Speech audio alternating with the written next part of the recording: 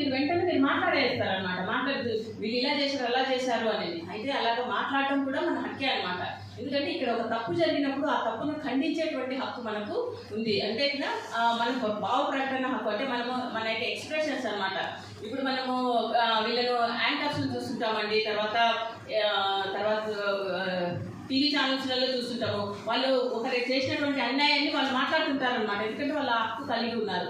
అయితే అలా మాట్లాడేటప్పుడు కూడా మనం ఎలా మాట్లాడాలంటే, అది నిజంగా అన్యాయం జరిగితేనే ఆ వ్యక్తిని మనం విమర్శించేటువంటి హక్కు ఉంది. ఒకవేళ అక్కడ ఏం జరగకుండానే మనం మాట్లాడితే ఆ వ్యక్తి మన పైన రివర్స్లో పరువు నష్ట దావా వేయడానికి అతనికి హక్కు ఉంటుంది. ఎందుకంటే ఏ హక్కులు మనం కలిగి ఉంటామో అదే హక్కులు ఆ ఎదుటి వ్యక్తి కూడా కలిగి ఉంటారు. కాబట్టి ఈ పాయింట్ను మనం గుర్తుపెట్టుకోవాలన్నమాట.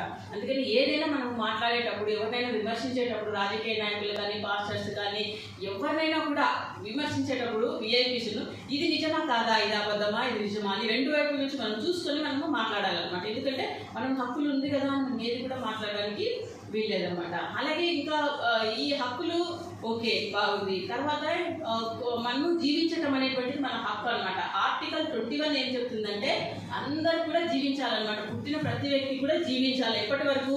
కానీ చనిపోయే వరకు జీవించాలి. మధ్యలోనే సూసైడ్ చేసుకొని చచ్చిపోవటమో, లేకపోతే ఎవరి ద్వారా హత్య చేయబడటమో ఇలాగే చేయకూడదు అనమాట.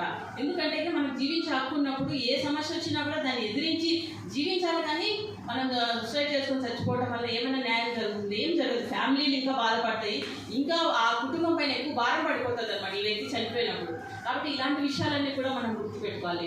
అయితే జీవించటము మన హక్కు అని మనం చెప్తున్నాం, కానీ కొన్ని విషయాలలో క్రైమ్స్ చేసినటువంటి వాళ్ళను భారతదేశంలో ఉరి శిక్షలు